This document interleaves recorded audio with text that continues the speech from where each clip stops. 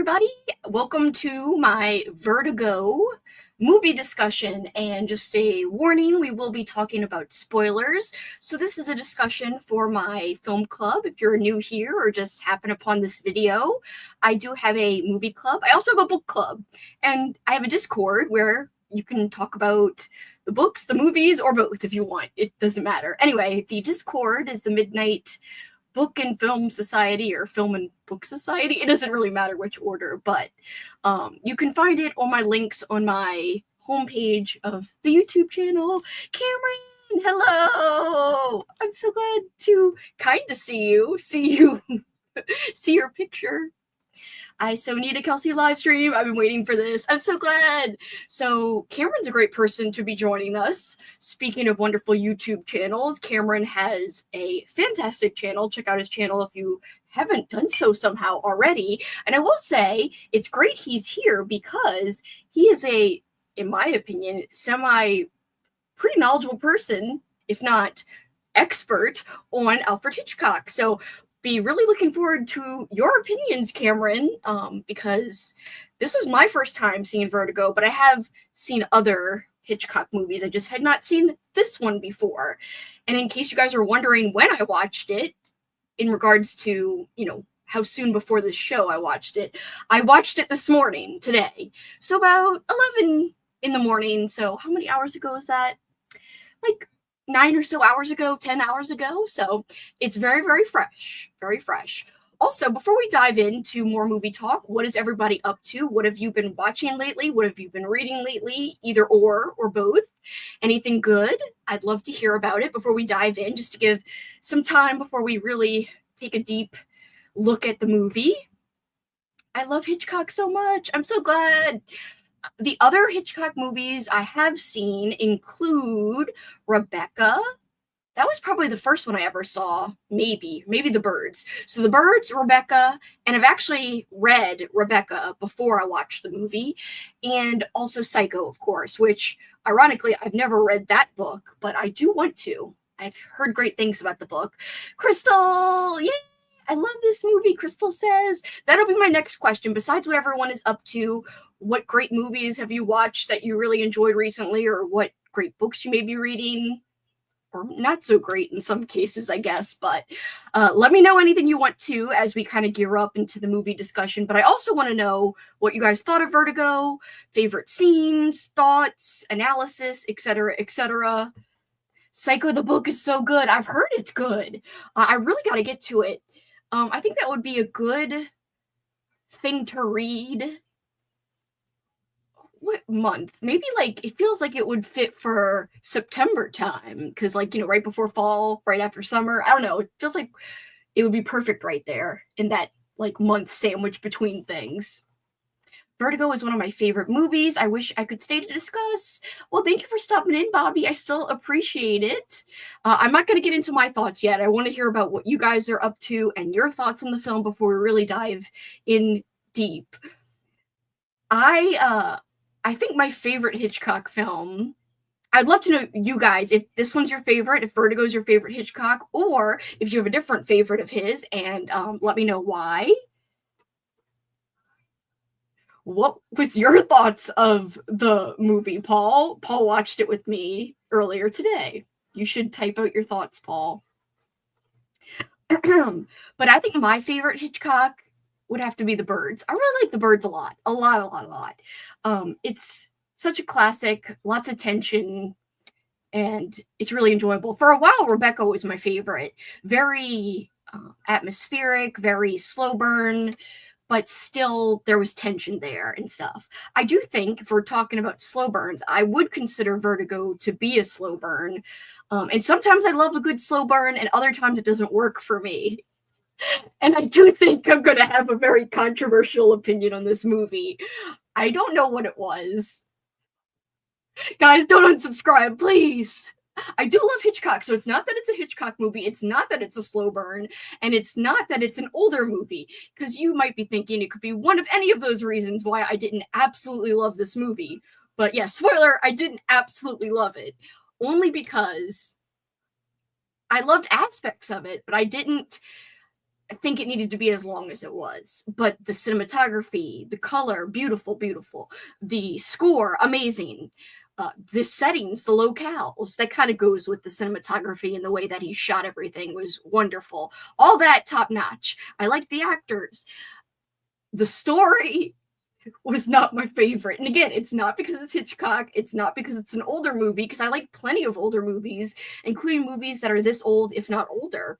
Um, this is an interesting fact. So, not currently, but at one point, Vertigo unseated Citizen Kane as number one greatest movie of all time. And I can't remember if it was an AFI list, the American Film Institute, or what kind of entity had this list, but it was a big deal, I think like 10 or so years ago, when Vertigo replaced Citizen Kane as number one. So I'd love to hear you guys' thoughts. Which do you think is better, Citizen Kane or Vertigo? Which do you think deserves, if there was going to be a number one between the two of them, which one deserves to be number one? Why or why not? Again, I think it's all okay to agree to disagree. I love Hitchcock. It's not that I don't like him. I just don't know why this one didn't work for me. Maybe I was too tired when I watched it, because I kept closing my eyes. And I was like, why is this happening? Why is this happening? I will say some of my favorite scenes, because again, there were good parts. It's not like I'm giving it a 1-star or a 2-star. I would say it's like a 3-star for me. But that just seems so blasphemous when you compare it to how many people have given it like a 5-star. It's one of their all-time favorite movies. Crystal says she loves it. Lots of people like this movie, if not love this movie, and lots of people consider it a favorite. Again, I just don't know if I had certain expectations.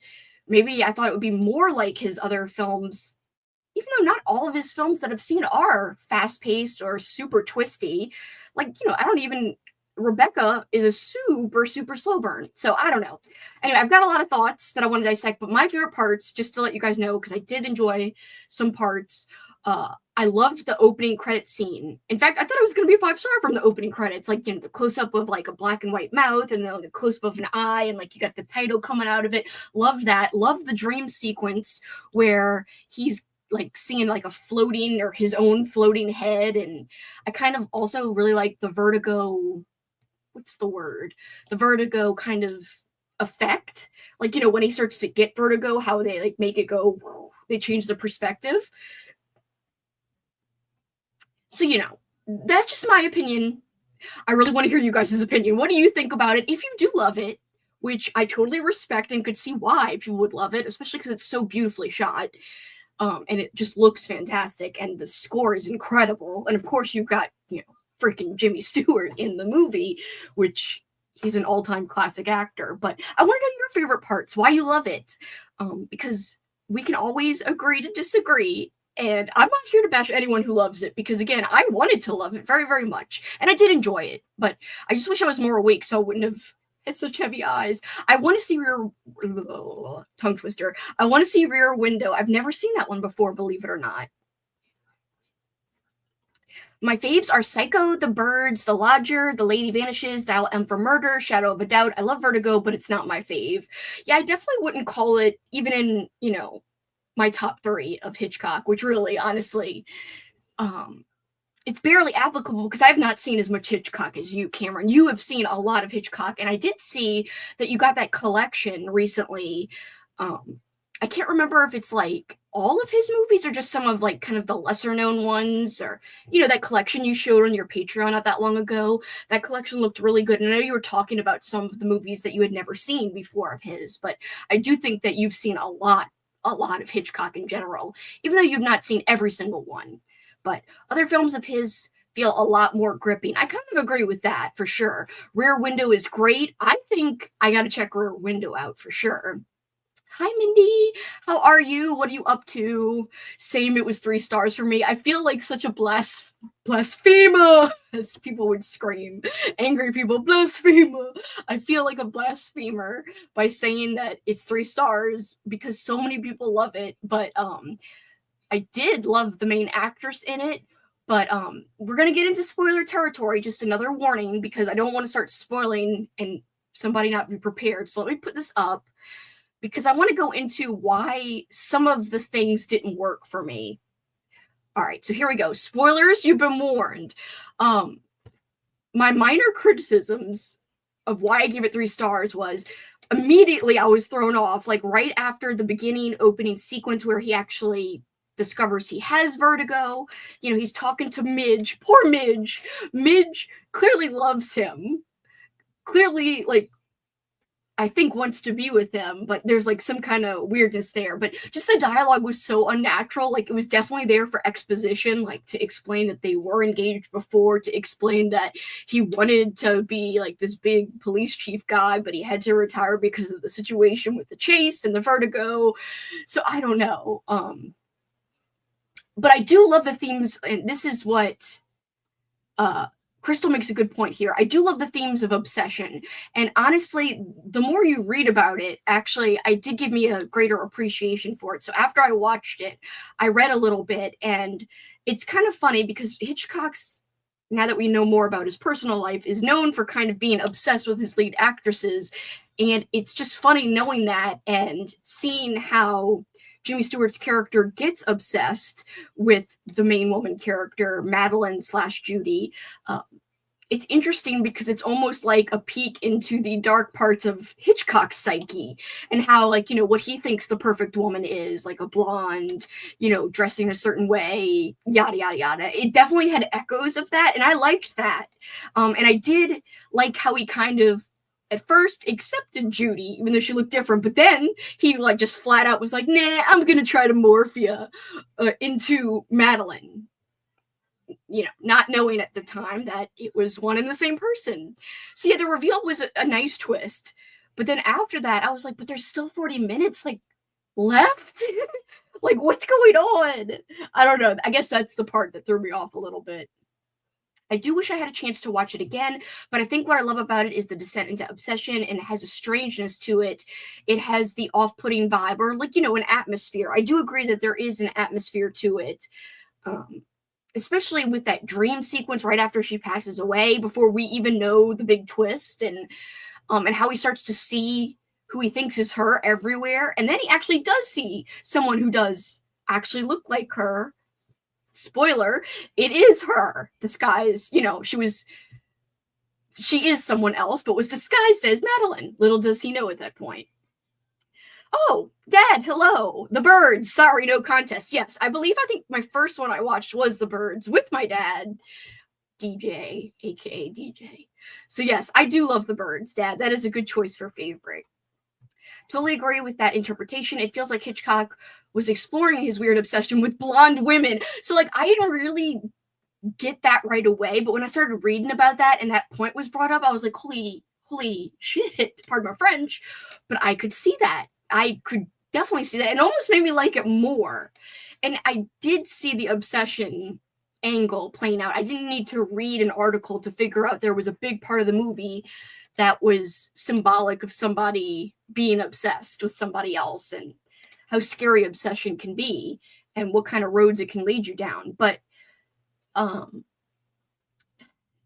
it annoyed me more than scared me. Like, I was so annoyed. Like, why is she going along with it? Again, it's hard to judge a movie from an older film with some kind of dated elements with a modern twist, but I feel like the plot itself could still work in modern times. Like, it's still believable that the woman would go along with him wanting to change her, from the guilt she feels, from the guilt he feels too, you know, feeling like he helped allow who he thought was his lover to die, to commit suicide. So I can see, I guess, the woman going along with it, but in the moment watching it, I was like, why is she letting him change her hair? Why is she like so obviously letting him turn her into his quote dead lover, who didn't really exist, kind of, in a way? I mean, she did, but not the version he knew. You know, she didn't really exist. Anyway, it is really fun to talk about, though, I will say. And again, I cannot stress enough how beautifully shot the film was. I mean, that was my favorite part. And especially like in the dream sequence, I was like, for being a movie from the 50s, like, I just loved that sequence. I thought it was really colorful, really jarring, really creepy. Loved that part. And it's not like I was expecting a super horror heavy movie. That's not why I was disappointed. I guess I just didn't expect it to have like a love angle, maybe was part of it. You know, expectations play a big role sometimes in how you end up feeling about a film. I think this is one of those cases when you hear everyone say how it's one of the greatest films of all time, and then you go in and it's like more plotting and a little clunkier than I thought it would be. You just, I guess, get thrown off. I don't know. If I had watched it without knowing what everyone else thought about it and how highly everyone else thought about it, I think I would have had a different experience. But also comparing it to Hitchcock's other films, I just did not feel as engrossed as with his other films. That's all. If there was an added director's ending, I wonder if he would have dressed Midge like Madeline and then loved her. That would have been funny, but he did not like when Midge painted herself in that painting. He was like offended when he saw that painting. So I don't think anything would have worked to make him love Midge again. I don't know. I felt bad for Midge. That was part of it too. I was like, Midge! Justice for Midge. If you look up Letterboxd reviews, someone's review is Justice for Midge. The dream sequence feels like parts of Creepshow with how vibrant it is. I love like the green. The green is like the best color green ever in that dream sequence. I really like, and I love the opening sequence too. The opening sequence, I was like, yes, this is gonna be great. This is gonna be a 5-star. And then it kind of like lost me a little bit. As soon as he had that conversation with Midge after the chase scene, I like the chase scene, but the Midge part where he was like, we were engaged once, right? And I was like, this is clunky. Like, this is definitely not how people talk who have visited and known each other forever. So again, that could just be a sign of the times. That could just be, I don't know. I just don't remember feeling that way about dialogue in his other films, honestly. Like, there was some weird stuff in Rebecca. I do remember when I rewatched Rebecca, you know, she was like, I just want him to love me. But that's in the book, that she's so mousy and kind of like wanting to please her husband versus being like a solo independent person. I think it's also because the character of the new wife is so young, and so she's intimidated by her new husband's past, including his past relationship with his old or past wife Rebecca, past on wife. The tree ring scene always gives me chills, honestly. I just love that entire scene. Here I was born and there I died. That was a good scene. I will say that is a good scene. It was only a moment for you. You took no notice. What a line. And like to think that that was her, the character, playing a part.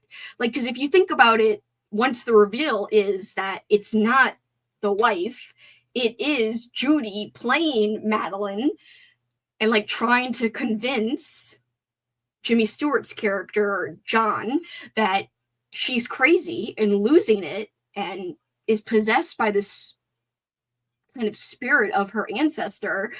She does a really great job. So when you think of it in that way, you're like, wow, yeah, Judy's got some skills, man. Judy as a character has some acting chops because she was very convincing there. But that scene was great. I did love the way that was also lit and shot in the forest. I thought that was wonderful. That was probably my favorite outdoor scene because there's actually a lot of outdoor locales shot throughout the film of San Francisco and a lot of beautiful outdoor scenes. But I think that one, the one in the forest, is the best outdoor scene. I think she was kind of obsessed with him in a weird way. Like she was kind of messed up too and was obsessed with pleasing him. I could see that making sense. So it was almost like a dual obsession and maybe even an obsession about becoming someone else or something else than she was, perhaps. Like fulfilling someone else's fantasy, being something she was technically not, perhaps. See, with more discussion, I appreciate it more. But like in the moment, I wasn't seeing it that way. But now that you say that, I could see that. And it makes me appreciate it more. And Crystal agrees. So again, like, it's funny. Kat always used to say this when we would have some of our movie discussions where we wouldn't always agree. Sometimes I would like a movie more than my friend Kat. By the way, if you don't know my friend Kat, please check her out over at Kat's Novel Adventures. She's got a great channel. And we have a lot of movie discussions. Oh my God, it's a bug. Stop it. We've got a lot of movie discussions on this channel. And she always tells me sometimes when we're having our discussion, she wants to go back and raise the rating or rewatch the movie again with some of the things we talked about more in the forefront of her mind. It almost feels like that the way we're talking right now with this film. Like, perhaps had I had seen it a long time ago and this was a rewatch, I would have really loved it. But because of expectations and it being a first time watch and also me being tired, I think all of those things together was like, wasn't the experience I was expecting. And again, I'm not trying to take away any positives from the film because there are some really amazing things about the movie. I think watching Vertigo when it was released in the theater with the reveal and the ending would have been quite exciting for the audience. It is kind of a very intricate reveal and a very surprising reveal. Although when you see Judy with the brown hair, you're taken aback and like something's up here, right?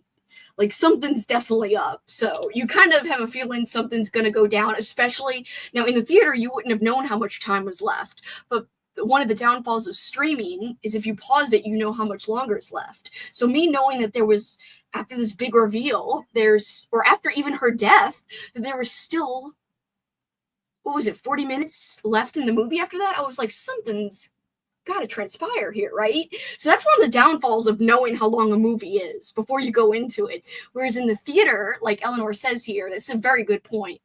It would have been really exciting. You wouldn't have known what to expect. It would have just been kind of a more natural, like naturally unfolding experience, if that makes sense.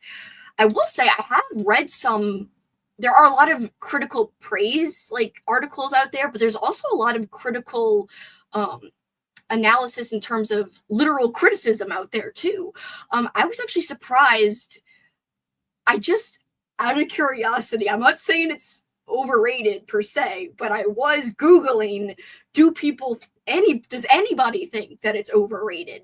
Considering this overtook Citizen Kane. And I think if I had to choose between Citizen Kane and this, I would choose Citizen Kane. I just really like Citizen Kane. I watched that funnily enough, I went to film school, but I didn't really complete my major. But one of my classes, it was not a film class, it was an English class about film. It was called American Film as a Literary Art. So you would, discuss kind of more of the narrative, but also some of the things you see, mise en scene in the frame that helps add to the story of the movie.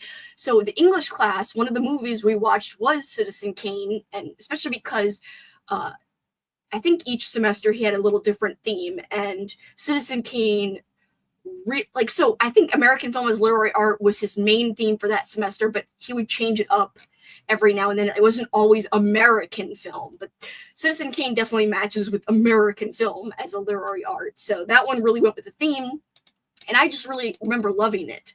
And that one's long too, so it's not like that's a short, easy breezy movie either.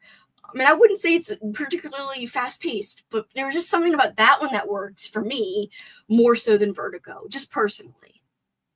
But I'm still glad I watched it. I'm always glad I watch classics like this because it's fun to analyze. It's fun to talk about it with other people, even if we have not the same rating. I think it's kind of fascinating to see how so many people can view the same movie so differently. It's just wonderful. But there is a lot of agreement. I'm not trying to downplay it. There's so many people, especially people I follow on Letterboxd. You know how Letterboxd shows you your activity from friends? Well, I can see all the people I follow, their ratings. So like people like David Sodergren gave 4.5. My friend Lori, 5 stars.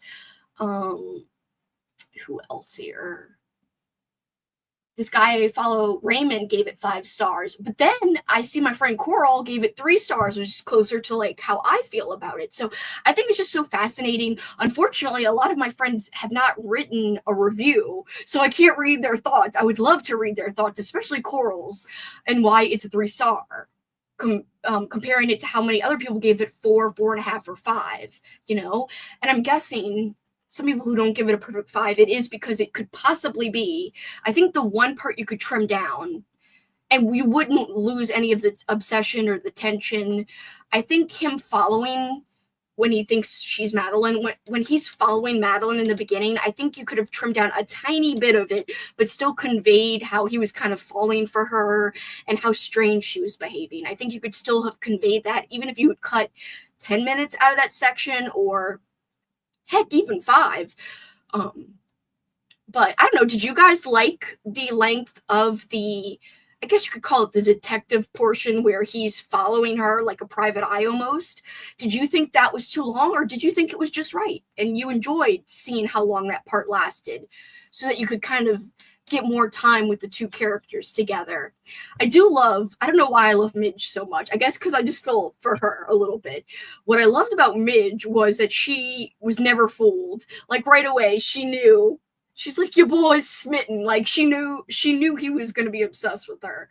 And I don't know if that painting, like her putting her own face in the painting that Madeline was obsessed with, was a way for her to try to convey to Scotty that she still loved him, or that she could be like his Carlotta or his Madeline. I don't know. But she was very distraught. Like, it was obvious that once he left in a huff after seeing the painting, and it wasn't the original, like, painting head, that it was her face, Midge's face, he got so upset, and she was upset that he was upset. So she was like, stupid, stupid. So in a way, you could almost say that the obsession angle could apply to Midge as well. And we see that early in the film before we even know that Scotty becomes obsessed with Madeline. Well, kind of at the beginning of seeing that he's becoming obsessed with Madeline, I guess. Then you start to see that, yeah, well, Midge is obsessed with him too, obviously. So yeah, I guess in a way, the obsession angle does run pretty far throughout the movie. I haven't seen Citizen Kane in a long time, and I think I've only watched it once, but since I've seen Vertigo many times, I guess I'd say I'd like it better than Citizen Kane. I looked up AFI's 100 like greatest movies of all time, and I'm guessing this is the current list. I don't know if it changes, and if it changes, what determines it changing. But as of right now, and this is crazy, because I have to go back and look up in the articles what list did it knock off. Hold on. Vertigo greatest movie of all time. What list was that? Topping list. It replaced Citizen Kane as top film in Sight and Sound's greatest films of all time poll in 2012. So about a little over 10 years ago. The Citizen Kane at that point had held the number 1 spot on that list for 50 years. While initially receiving, so this is another thing, is that initially it did not receive a lot of critical praise. It was more like after Hitchcock passed away, apparently, at least from what I've read. If you guys have read something different, please let me know. But from what I've read today, after seeing the film, it actually got more popular once he passed away, and it got more praise, and even critically, like with actual movie critics, not just, movie goers. Midge is great. I love Hitchcock's side characters more than his main characters most of the time. I really did like Midge. She was very quirky, but also very independent. I really liked her a lot. All right, so let's see. If I look up this same list, I don't know if they redo the poll yearly or what. Would Vertigo still be number 1? It does. I see one from 2022. And in 2022, Vertigo was number 2, replaced by a movie from 1975 as number 1. Jeanne Dielman, 23. This must be a foreign film. I've never heard of that. Yeah, I think the last time they must have done the poll was maybe in 2022. I think. Yeah, everything I'm seeing is from 2022. I believe. Just triple checking, going down the list here. I'm just curious. It's, you don't always have to take stock in people's greatest movie lists and ranking lists, but it is interesting to see, like very, very interesting. On AFI's 100 years, like 100 movies list, Citizen Kane is number 1, And freaking Vertigo is 60 something. I think it's 61. Let me look. I just looked at this before. I'm making sure 61 is right. Yes, 61. And I was like, is this ranked or is this just like randomly numbered? Or maybe it's by, no, it's not by year. I know that because it's all over the place with years. So yeah, that is quite interesting. So obviously, Sight and Sound, they definitely the poll regarded Vertigo much higher than AFI, apparently. All right. List.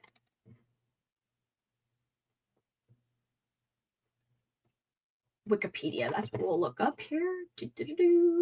Yeah, now it's different. Jan Dielman is number one, and I've never heard of that. So now Citizen Kane, as of 2022, has been bumped to number 3. Vertigo's number 2, and this Jan Dielman movie that I've never heard of, somehow. It's a 1975 film written and directed by Belgian filmmaker Chantal Akerman. It was filmed over 5 weeks on location in Brussels. Let's see, what is that about, though? Just out of curiosity. Over the course of 3 days, Jeanne Dielman is a widowed woman living with her teenage son. Her days are filled with meticulous routine, cooking, cleaning, running errands, and taking care of her son. Their conversations are minimal, and their relationship appears distant, but structured by habit. Gradually... Okay, wait. So, each afternoon, Jeanne... whatever her name is, Jean, I'm guessing it's Jean. Jean receives a man in her home for a brief, silent sexual encounter. She hides the money that the men give her in a soup tureen, maintaining an almost ritualistic order to her life. Everything unfolds with quiet precision, reflecting her control of her environment. Gradually, small disruptions begin to appear. These seemingly minor glitches in her routine signal an internal unraveling, and she becomes increasingly unsettled. Huh. I don't want to read too much further because I want to watch this movie and compare it to both Citizen Kane and Vertigo and see if I agree that this should even be in the top 10, perhaps, this movie that I've never heard of. Has anyone else heard of this movie that is now number 1 on the list that Vertigo, for a time, was number 1? Though I love the movie, I am kind of surprised it would be at the top of a list because I can totally understand why it doesn't work as well for some.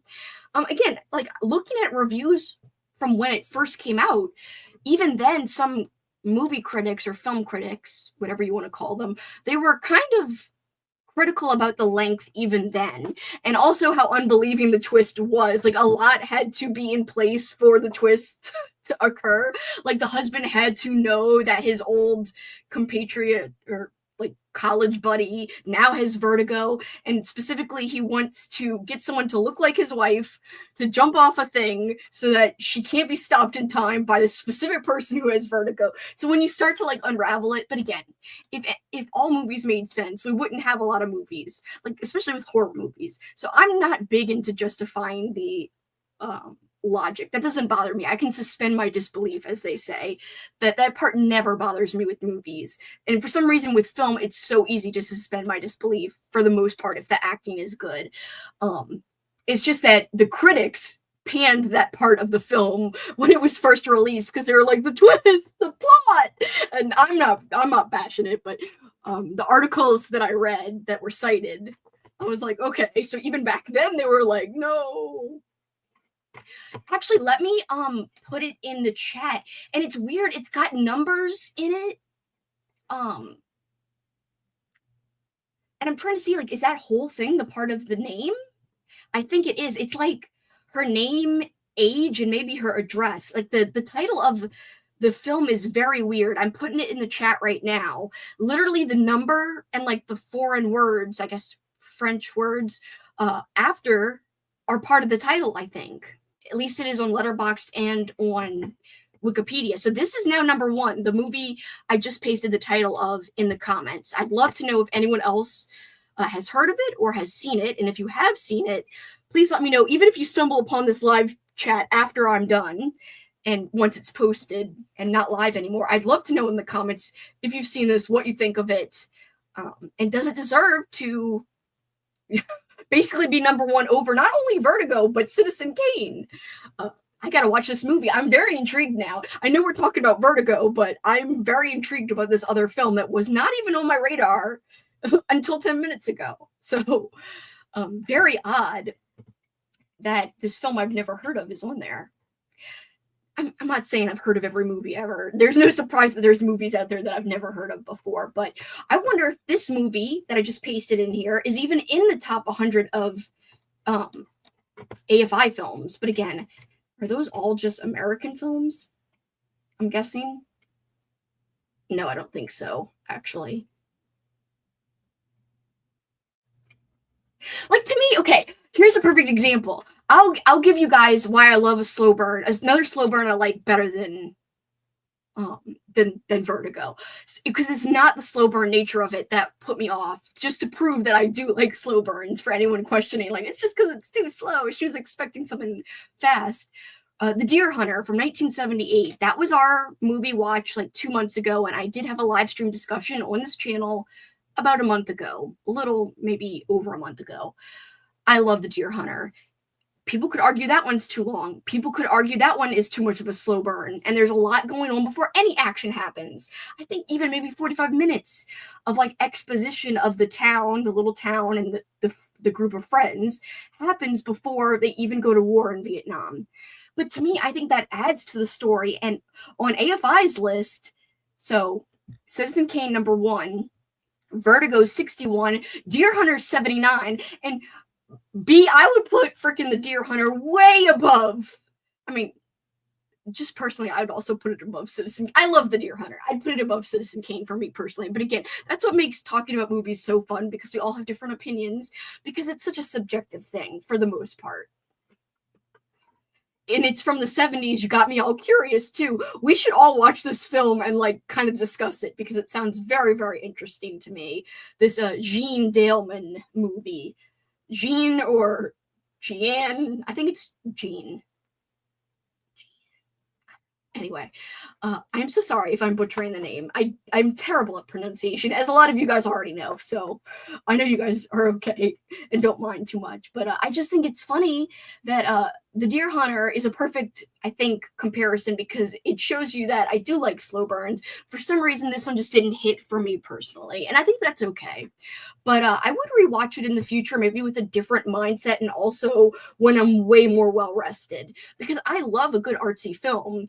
And I don't know why, just because it was a little slower, my eyes were so heavy. I just think sometimes it's about the time of your life, or the time in your life that you watch something, that can really shape your experience. You know, when I watched The Deer Hunter, I can't remember if my dad showed it to me, but I can't remember if he warned me or not that it was slow and that there was like a long beginning part, or if I was just naturally okay with it.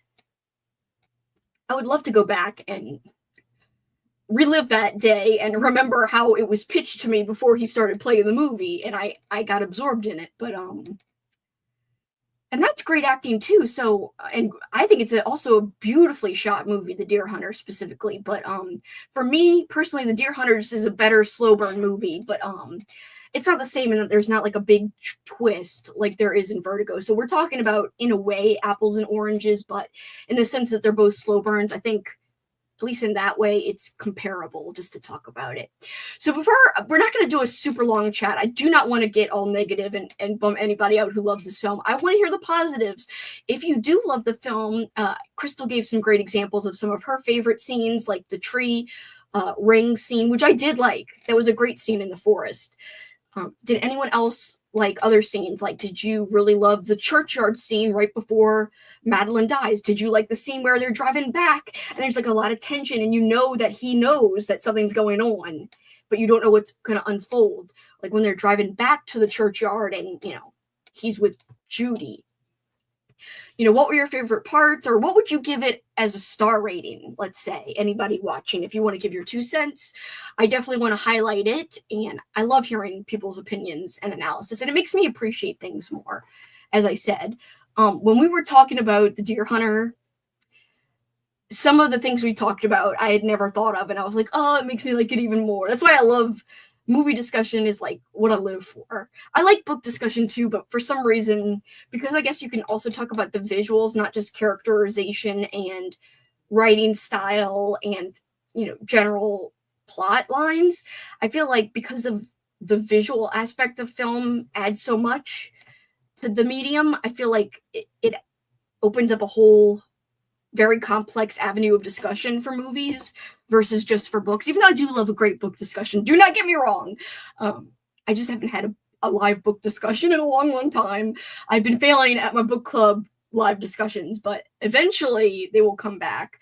But speaking of that, it's kind of movie related. So I just finished last night reading the book, The Omen, and I've already seen the film multiple times. I love the movie.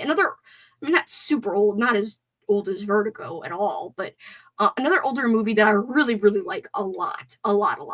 And I can't wait to rewatch it. I'm going to rewatch it for Halloween time since I just read the book for the first time. I loved the book. I thought the book was wonderful, and it didn't add like a ton of extra info, but it added just enough, or at least maybe it's been long enough where I haven't seen the movie in a while to where it still felt it was fresh. But that was such a great experience. If anyone's looking for a fun like book movie comparison, I think The Omen's a great one, at least from what I remember from having seen the movie and literally just having finished the book last night. And let me just say, I give the book 5 stars, but I will say I'm partial to possession, demonic, like kind of themes. I love stuff like that when it comes to movies and books.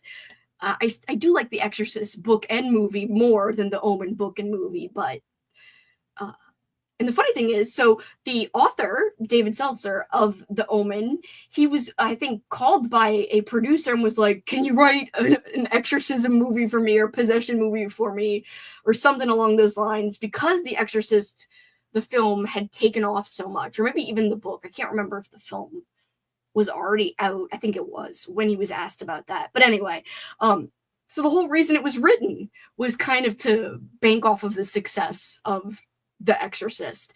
So I think that's kind of fascinating, but not to go on too far of a sidebar tangent, but I recommend the book. It was fun, and I love the movie. So of course I also recommend the movie. But yes, that was technically my book club book. The Omen was my book club book for this month. I don't think I'm going to have a movie book discussion comparison, and if I do, it'll be probably after I rewatch the movie in October. But I don't think I'm going to have, again, I'm trying to be picky of when I do book discussions or not, because sometimes a book, especially a shorter book, there's not as much to dissect with it in terms of things you can kind of break down and have a great discussion about. Whereas the movies I picked for this year, especially, I picked movies that I felt like I knew I could have deep, good discussions about. And even though I had not seen Vertigo, and one other movie on my list I haven't seen is Carnival of Souls. I haven't seen those two, but every other movie I picked for this year I have seen, and I knew they would be great for discussion.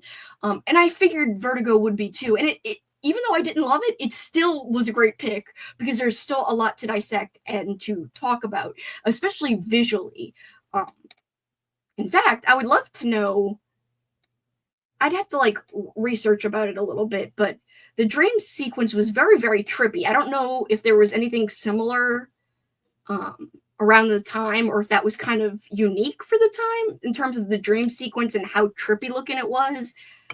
It could have been something that wasn't that unusual, but that part of the film stuck out for me just because it looks so different from what had just been transpiring in the rest of the movie, in terms of it was just like more trippy versus more kind of slow and methodical. You know what I mean?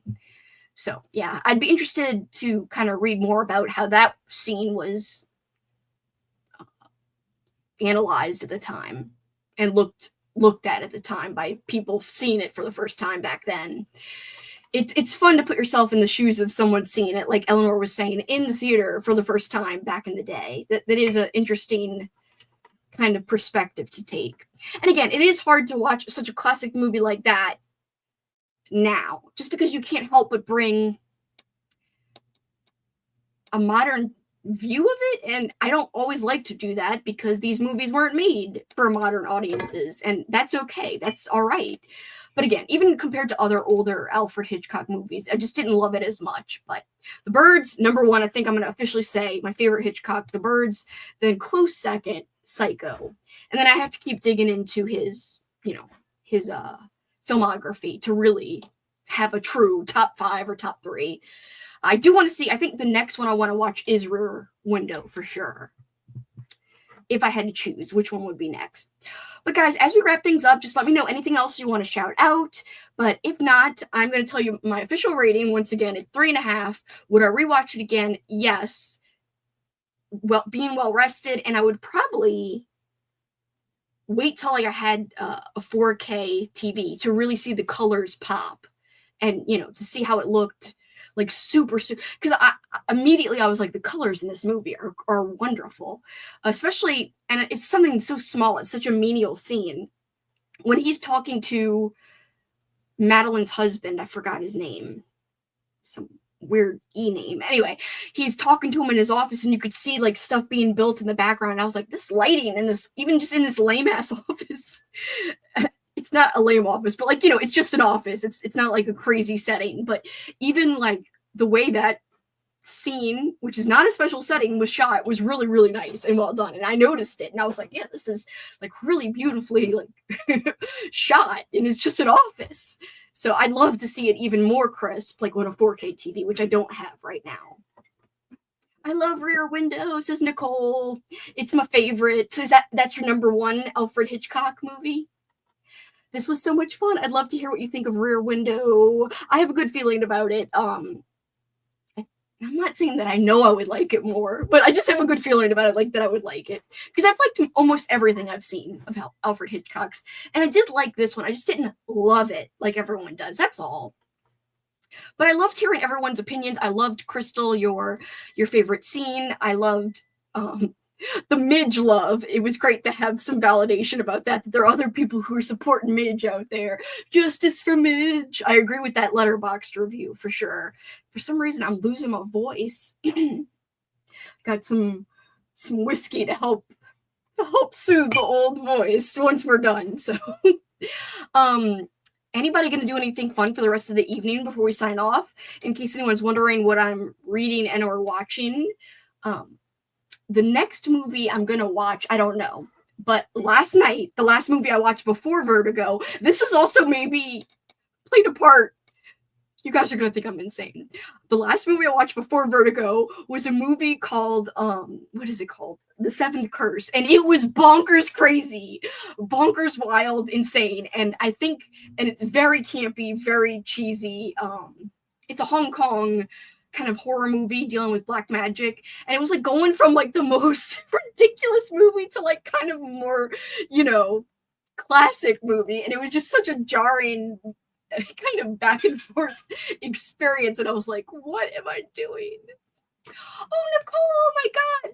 This is one of my favorite YouTubers right now, guys. If you love crafts of any kind, check out Nicole's channel. You're so sweet, Nicole. Thank you for tuning in. You didn't have to. I appreciate you so much. Oh, thank you so much. I appreciate you. She's my favorite right now. I love her YouTube channel. She has the best crafting. I still need to watch The Seventh Curse. I have it, but I haven't had a chance to see it. Cameron, you will freaking love it. I know you will love it. Knowing you and your taste. If I had not just watched it, I would have said, like, let's watch it. I mean, maybe I could rewatch it with you guys when I come to visit, but I would have said, let's watch that for freaking when I come over and visit you and Benjamin. I don't know. We'll see. I do have to give you my movie list and ask you if you want me to add anything that we could watch together when I come and visit you guys, but I'm excited because I do want us to have some movie nights if we have time, which I'm hoping we will, but I think you're going to love The Seventh Curse is like the long and the short of it. Oh, no, thank you, Nicole. You didn't have to tune in. I appreciate you so much. All right, guys. If anyone's tuning in after the live is over, please feel free to leave your ratings, your thoughts, your favorite, least favorite scenes, your criticism or your praise or both. I'd love to hear any and all opinions. Again, I do want to stress it's always okay to agree to disagree or to agree to agree if we have the same opinions. I think as long as everyone's respectful of each other, it never really matters if we all have different opinions. And that's how I kind of like to start and end any book or movie discussion is by saying that, because I don't want anyone to ever feel like they can't say their opinion. I will say, I was a little scared to tell my opinion because it's not like the most popular opinion. I will say, I think I'm due for a rewatch of Psycho, and I think my next book to movie comparison after The Omen will be Psycho. I've seen the movie many times, but as I said earlier, I've never read the book by Robert Bloch, I believe. I do have to read that one, and I've heard lots of people love it. So I think that would be a really great, maybe I could do a dual book and movie discussion for anyone who wants to compare and contrast, because one of my favorite things in the world is comparing and contrasting. So I think that could be a good one. Psycho, another great Hitchcock film. Psycho's fantastic. I know, Mindy, thank God. Thank God it wasn't just me. And also Coral's rating on Letterboxd. I was like, everyone's going to hate me for life and they're going to unsubscribe. No. Like, it's always my fear that people are going to be like, Kelsi coming at me with pitchforks and stuff. Oh my God. Anyway, I get so scared about that. I'd totally be down to watch it with you. We're going to have lots of movie nights this time. I'm so excited. I'm going to try to eat good before I come so that we could pig out like we were talking about. Unrelated, guys, but I am going to be having a fun as hell Halloween bash with Cameron and Benjamin during October. And I'm so freaking hyped and excited about it. But if you do want to join in for The Omen, you still have time. There's always, and also even any other movies that we do or any movies that we've done that you may not have watched. My whole movie lineup list and book lineup list is revealed in like videos here on the channel. But if you want to join my Discord, there are channels for all of the movies and books that we have already read and that we're going to read and watch, that we already read and watched this year. And even there's stuff from last year up there on there too, and the year before when it comes to books. But you're welcome to join in Discord. You can discuss your thoughts at any time. You don't have to wait super long, or you don't have to be within the month. You can literally do it whenever. You can even read something before me and share your thoughts in the Discord, and there's ways to hide spoilers. So just giving a heads up to anyone who likes to kind of talk kind of at their leisure and still wants to catch up on some things and join in on a movie watch or a book read or both. There's still plenty of time. Mike, hello! You are not a bad friend. I love you. You're not a bad friend at all. Did you get a chance to watch it or rewatch it? Have you ever seen it before? Before I leave, I'm in the middle of signing off for like 10 minutes because I'm taking forever, but I do want to hear your rating. If you did get a chance to watch it. If not, no biggie. If you do get a chance to watch it, if you haven't already, I do want to hear about your rating on Discord, though, if you don't mind. Just out of curiosity. I always love hearing your opinions, Mike, on movies. Well, and books, but especially movies. Mindy and Mike saying hi to each other. Yay. I love that. Trying to eat better until then, too. Oh my God, that's so amazing. I've lost 20 pounds so I can eat 20 pounds worth of treats. I keep trying to tell Paul, like, I'm supposed to be eating right. When he's like, you want a cookie, like, after dinner? And I'm like, I'm supposed to be eating right. But luckily, I've been limiting it to, like, 1 or 2 cookies, which is really not that bad when you think about it versus like sitting down and having like 10 cookies, which I could, but I don't. Anyway, the point is I want to get that Halloween cake, eat some Halloween cookies, and go crazy with you guys. So I'm trying to be good. Keep the goal in mind. Keep your eye on the prize, as they say. Congrats, Cam. Yeah, that's so great that you lost weight. I'm so happy for you. I know you were talking about that last year, how you wanted to get in better shape. So I know how hard that is. I've been trying so hard. It's been tough lately. Just the older you get, the tougher it gets. Whatevs. All right, guys. Mike, if you don't get a chance to drop your rating, just make sure you send it on the Discord. And if you haven't seen it yet, no biggie. I just was curious as to what you thought of it. Because there's a lot of agreement, but there are some differences. I did not get a rewatch in, but it's a 5 out of 5. It's a top 3 Hitchcock for me. Has so many images seared into my brain. One of Jimmy Stewart's best performances, and the twist hit, I guess you're going to say, so hard. Oh, no! No! Kelsi hated Vertigo. Can you believe it? I kid. I didn't hate it. But everyone jokes that a 3-star from me does mean I hate something, but you guys know me too well. Anyway, whatever. I love you guys. Thank you for being here. Again, check out Nicole's channel, check out Cameron's channel, check out Mindy's channel, check out Crystal's channel. I really appreciate all you guys. I was so worried nobody would be here, so I appreciate all of you. I swear I'm going to start making these live streams, the links, way sooner. I've been so bad about scheduling. I will be better next time. Give you guys more of a heads up. It's not my fave Hitchcock. Oh, I've never seen North by Northwest. That's another one I have to see. In case you're wondering, Mike, I said that The Birds is my favorite. Psycho is a close second, but I've really only seen with Vertigo 4 total Hitchcock films. So I got some work to do, some real watching work to do. Thank you, Cameron. Thank you, guys. I love you all. I will see you soon. And like I said, if anyone's wanting to give more thoughts, head to the Discord. It's not linked in this description, but it is linked on my About page. So I will see you guys hopefully very soon with a new video. Good night. Goodbye. If you're watching this another time, have a good rest of the day, no matter where you are.